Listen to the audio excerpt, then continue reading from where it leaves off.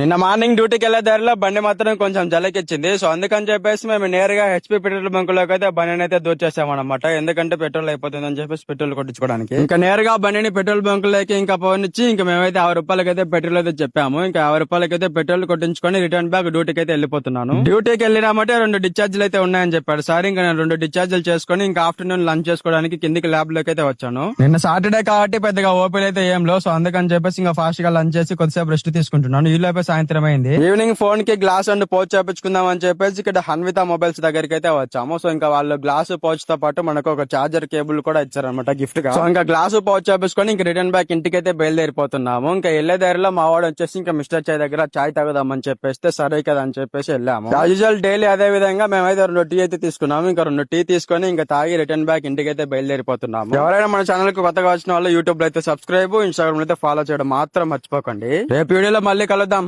ఉంటాం మళ్ళా. బాయ్.